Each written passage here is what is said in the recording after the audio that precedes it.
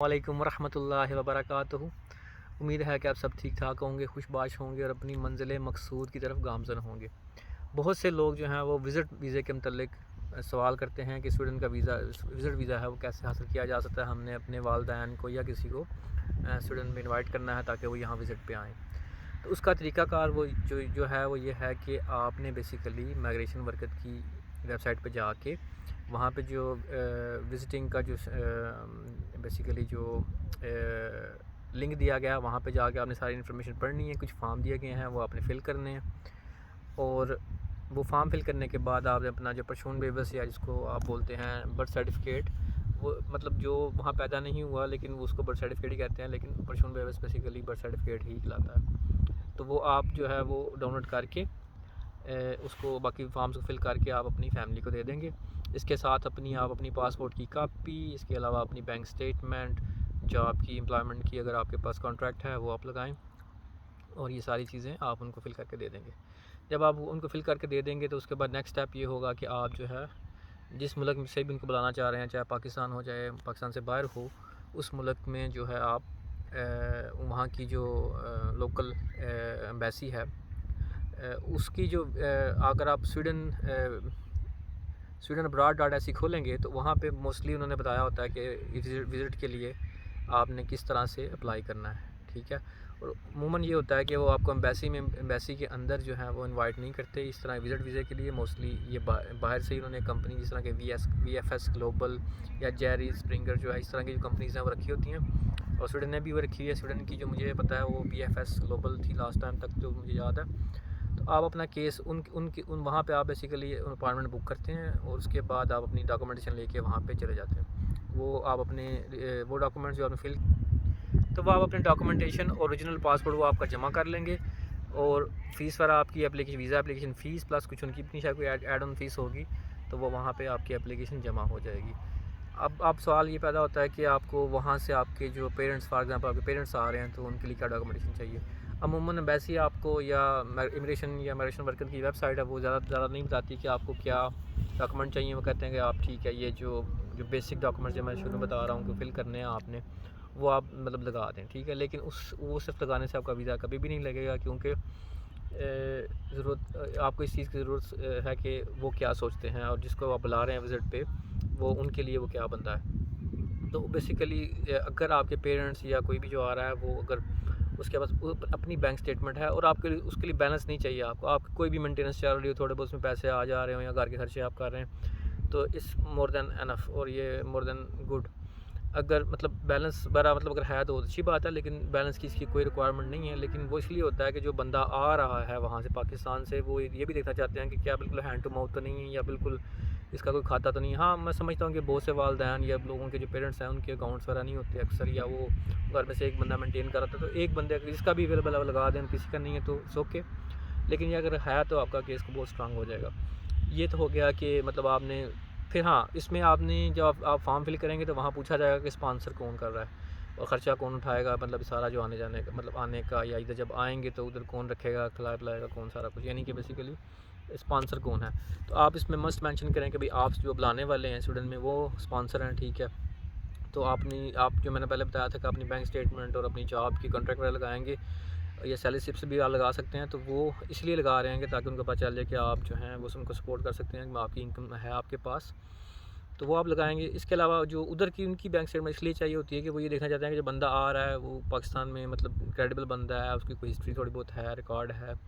इसके अलावा हमेशा याद रखिएगा कि उनको आपको आपने 2-3 एटलीस्ट एक प्रूफ ऐसा देना होता है कि भाई ये बंदा जो आ रहा है, पेरेंट्स जो आ रहे हैं ये वापस जाएंगे पाकिस्तान, मतलब विज़िट के ख़त्म होने के बाद, ड्यूरेशन ख़त्म होने के बाद। तो उसमें आप अपने प्रॉपर्टी अगर उनके नाम पे कोई है, किसी एक के नाम पे भी है, कोई मसला नहीं है, आप वो अटैच कर सकते हैं। अगर वो कोई पेंशनर है आपके पेरेंट्स, तो आप अपनी पेंशन जो आ रही है उसकी डिटेल या उसकी कुछ स्लिप्स वगैरह वो ऐड कर सकते हैं कि ये पेंशन इनको मिल रही है। आपके ऊपर कोई डिपेंडेंट है, आपका कोई छोटा बहन भाई है उनके ऊपर डिपेंडेंट है, तो उसका आप बता सकते हैं उसकी डॉक्यूमेंट कि ये स्कूल में पढ़ा है, उसकी ये एज है, ये कि मतलब ये वापस जाके उन्होंने उसकी टेक केयर करनी है, या ये वापस जाके पेंशन वगैरह इनका सिस्टम है वहाँ पे खाने मतलब सारा जो है। इसके अलावा अगर प्रॉपर्टी है, सारी बात है कि जी प्रॉपर्टी है मेरी, मैं वापस जाऊँगा। तो इस तरह के आपने कुछ प्रूफ ऐड करने तो आपका केस जो है वो 99% जो है वो अच्छा हो जाएगा। इसमें अब बात जो बाकी बात यह है कि जो जवान आप किसी बहन भाई या किसी को बुलाना चाहते हैं, सगे को, सिबलिंग्स को, तो उसमें याद रखिएगा कि वो स्वीडन बहुत मुश्किल से वीज़ा देता। लेकिन मैं आपको बताता हूँ कि पर्सनली मैंने अपनी सिस्टर को यहाँ बुलाया हुआ है और मतलब उसको वीज़ा मिला है। लेकिन उसका तरीकाकार ये होता है कि उसी सूरत में मिलेगा, या तो वो यूनिवर्सिटी की तरफ से अपनी किसी प्रोग्राम या किसी कॉन्फ्रेंस के ज़रिए आ रहा है, या फिर अगर वो वैसे विज़िट के लिए आ रहा है तो अगर पेरेंट्स के साथ वो आ रहा है, यानी कि अपने किसी बड़े के साथ आ रहा है, प्लस उसके पास कोई जॉब होनी चाहिए, गवर्नमेंट की जॉब है, तो आपका केस काफ़ी स्ट्रांग हो जाएगा और फिर उसके चांसेस भी हो जाएंगे विज़िट पे आने के लिए अच्छे। हाँ, प्राइवेट जॉब्स कुछ कंपनीज़ को मानते हैं, कुछ को नहीं मानते, लेकिन ये है कि प्रॉपर फिर आपको डिटेल बतानी पड़ती है। मसलन अगर कोई, इस तरह मेरी सिस्टर गवर्नमेंट की ऑफिशियल थी, तो उनको छुट्टियाँ हुई थी कि हमने उसका हमने रिकॉर्ड निकाला कि जी यहाँ से यहाँ तक छुट्टियाँ हैं उनको। फिर उनको हमने बाकायदा बताया कि जी ये इस तरह से विज़िट के लिए आ रही हैं, उनकी अपनी बैंक स्टेटमेंट लगाई कि ये इनकी जॉब है, सारा कुछ लगाया, और फिर वो हमने उनको यहाँ पे बेसिकली उनका जो है वो केस अप्लाई किया, जो जिस तरीके से मैंने बताया।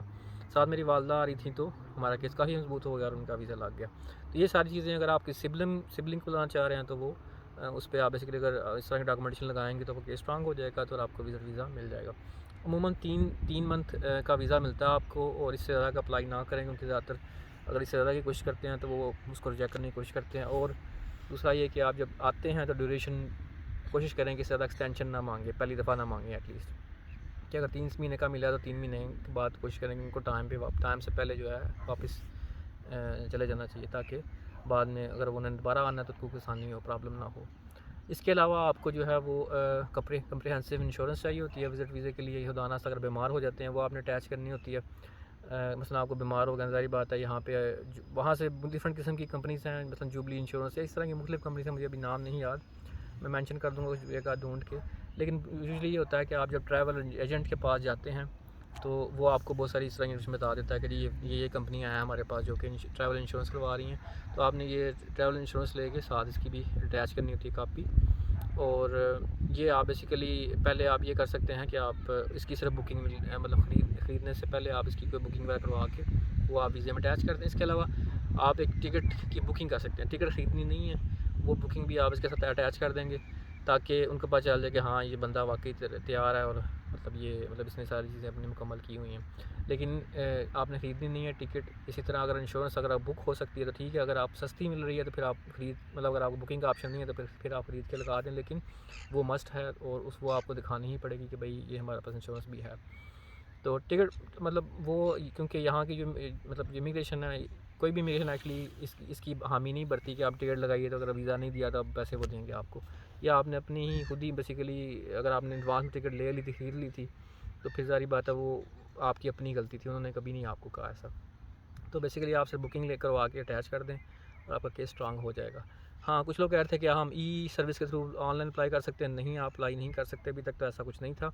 वो ई सर्विस उनके लिए जो ऑलरेडी आया हुआ है, मसलन जैसे कि आपके पेरेंट्स में से कोई आ जाता है ऑलरेडी और 3 माह के बाद वो अगर कहते हैं कि हमने एक्सटेंड करना है कि हम बीमार हो गए, या